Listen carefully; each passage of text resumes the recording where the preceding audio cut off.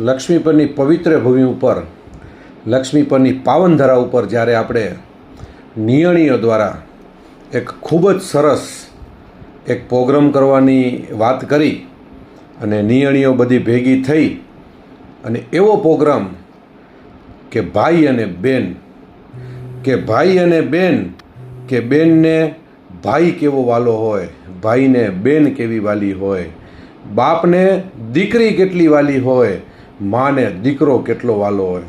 સાહેબ, જગતની માલિપાએ જ્યારે બેનને કાંઈ પણ તકલીફ પડે એ બેનનો જન્મ થાય ત્યારથી કરી અને જ્યારે બેન મોટી થાય અને બેનને જ્યારે પણ કાંઈ નાની મોટી તકલીફ પડે ત્યારે સાહેબ એના ખંભા ઉપર ખાલી હાથ રાખી અને ભાઈ ખાલી એટલું કહે ને કે બેન તું ચિંતા નહીં કરતી, તારો ભાઈ બેઠો છે. સાહેબ, ત્યારે એ કરુણ પ્રસંગ, એ કરુણતા, એ ભાઈની તાકાત એ કેવી હશે.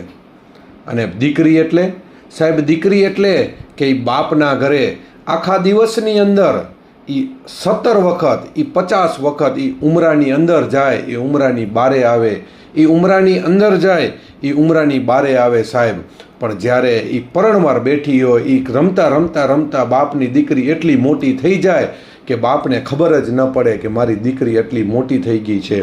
પણ સાહેબ, એ જ્યારે પરણવા જાય અને ઘોર મહારાજના મુખેથી ખાલી એટલી વાણી નીકળે કે કન્યા પધરાવો સાવધાન. સાહેબ, તારે એ દીકરીને એ આખા દિવસની અંદર બાપના ઘરની અંદર એ 50 વખત ઉમરો અંદર જતી હોય, બહાર આવતી હોય, પણ જ્યારે ઘોર મહારાજના મુખેથી એટલું નીકળે ને કે કન્યા પધરાવો સાવધાન, સાહેબ, ત્યારે એ ઉમરો છે ને એ દીકરીને એ પોતાના ઘરનો, બાપના ઘરનો ઉમરો છે ને સાહેબ, એ ડુંગર જેવો, એટલો એને પહાડ જેવો એને મજબૂત દેખાતો હોય છે. એને પગલું ભરતા વિચાર થાય છે કે હું આ જ મકાનની અંદર, આ જ ઘરની અંદર આટલી વખત રમી છું, પણ આજે આ જ ઉમરો મને છે ને ડુંગર જેવો દેખાય છે.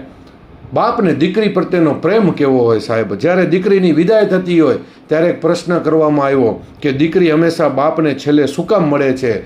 ત્યારે દીકરીએ કરુણ પ્રસંગથી એક જવાબ આપ્યો હતો કે હું મારા બાપને છેલ્લે એટલે મળું છું કે મારા બાપને મળ્યા પછી હું ક્યારેય કોઈને મળવા જેવી રહેતી નથી સાહેબ.